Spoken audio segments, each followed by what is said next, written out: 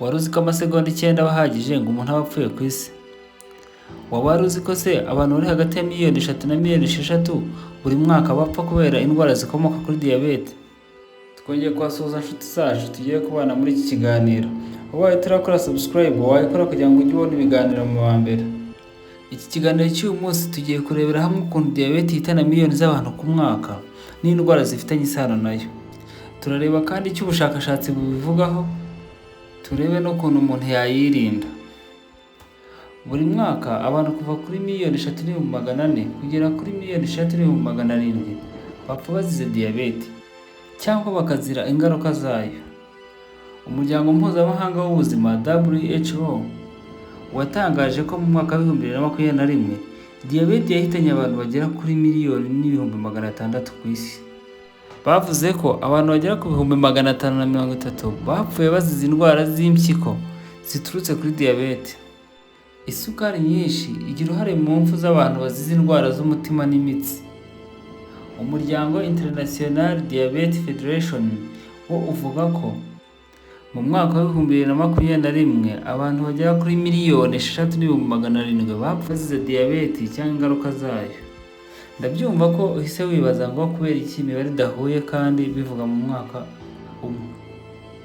Uyu muryango mpuzamahanga watangaje ko iyi mibare irimo indwara z'umutima, stroke, umunaniro w'impyiko n'izindi ngaruka ziterwa na diyabete. Bavuga ko abantu bapfuye bazize diyabete ubwayo gusa ari miliyoni 600,000. Indi mibare isigaye ni y'abantu bapfuye bazize indwara zifitanye isano na diyabete nk'umutima, impyiko, kw'amaraso atagera mu bwonko cyangwa se stroke. Turatanga nk'urugero nk'umuntu wapfuye afite diyabete ariko akazira guhagarara k'umutima.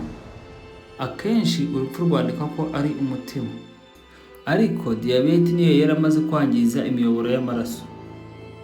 Gusa byose iki si cyo kibazo. Ikibazo gikomeye ni iki: abantu benshi ntabwo bamenya ko bafite diyabete. Abandi barabimenya ariko ntibayivuze hakiri kare, cyane ko bataratangira kugira ahantu aribwa.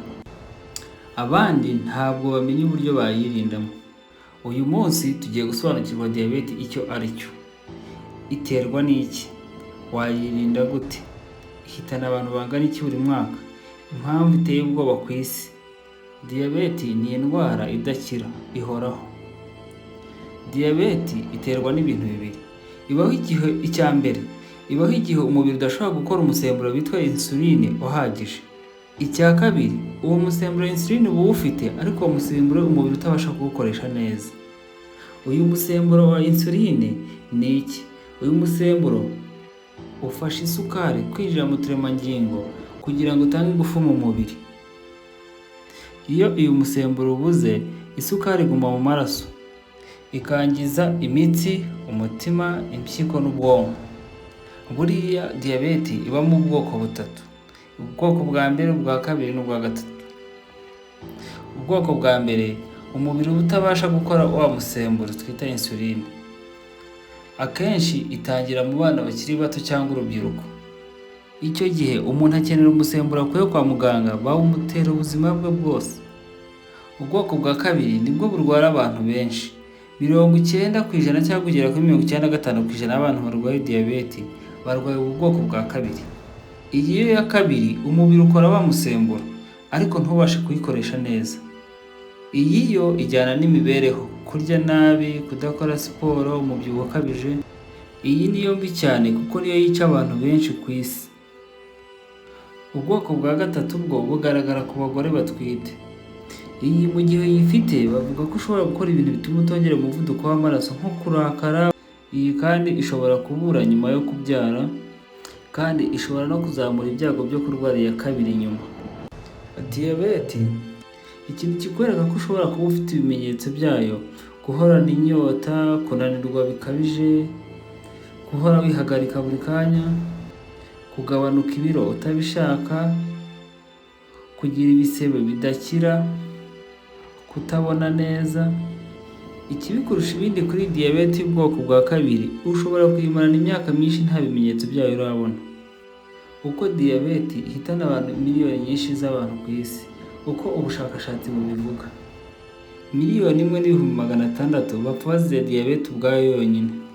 3,400,000 bapfa bazize diyabete n'izindi ndwara bifitanye isano. Amwe mu makuru mashya agaragaza ko abantu 3,700,000 bapfa buri mwaka bazize diyabete n'indwara zifitanye isano nayo. Bivuze ko hagati y'amasegonda 9 n'10 ku isi haba hapfuye umuntu azize diyabete cyangwa indwara zifitanye isano nayo. Icyo ukwiye kumenya, diyabete ubwayo ntabwo ariyo yica vuba, ahubwo indwara ziyikomokaho. Guhagarara k'umutima, guturika imitsi y'ubwonko, kunanirwa kw'impyiko, ibi bituma umuntu ahora ku mashini yungurura amaraso. Kugira ibisebe bidakira, kwangirika kw'imitsi, gutuma amaguru bayaca. Hari impamvu nyinshi ziri gutuma kuri iki gihe diyabete yiyongera kurusha igihe cya kera. Abashakashatsi bavuga ko ibyo turya kuri iki gihe cya none byuzuye isukari cyangwa ibinure. Kudakora siporo nabyo ni indi mpamvu. Umubyibuho ukabije, stress n'imibereho yihuta ku kigero gike bishobora gukurikirana no mu maraso. Ubushakashatsi buvuga ko kuva mu mwaka w'1990 kugeza mu mwaka w'2022 abafite diyabete biyongereye bava kuri 200,000 bagera kuri 800,000.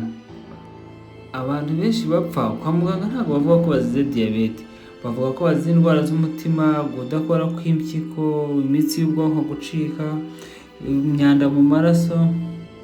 Niyo mpamvu bayita umwicanyi ucecetse. Mu Cyongereza bakayita silent killer disease. Umuryango mpuzamahanga w'ubuzima uvuga ko ubu bwoko bwa kabiri bwica abantu benshi bushobora gukumirwa. Ibyo byose bishobora kugerwaho igihe urya imboga n'imbuto, ukora siporo buri munsi nibura iminota 30, kugabanya isukari mu mubiri, kugenzura ibiro ufite, kwipimisha hakiri kare. Ibi byose bishobora kugufasha kwirinda iyi diyabete yo mu bwoko bwa kabiri. Ibi byose twifashishije muri iki kiganiro bishingiye ku bushakashatsi bw'imiryango ikomeye: World Health Organization, International Diabetes Federation, Global Burden of Disease Study. Abashakashatsi n'abaganga bakoresheje ibitabo How Not to Die, Dr. Michelle Gregg, The Diabetes Code, Dr. Johnson Fung, The Blue Zones, Why We Sleep, Matthew Walker. Dusoza, buri muntu wese wumvise ikiganiro ushobora kubika kino kintu mu bwonko: diyabete si indwara yoroheje, ni indwara yica buhoro buhoro, yica abantu miliyoni nyinshi buri mwaka, ariko ishobora gukumirwa. Ubumenyi ni ubuzima. Niba wamenye ibi hakiri kare, ushobora kwirinda, kurinda umuryango wawe no kurokora ubuzima bw'abantu benshi. Bakunzi bacu twabanye muri iki kiganiro, Uwiteka abane namwe.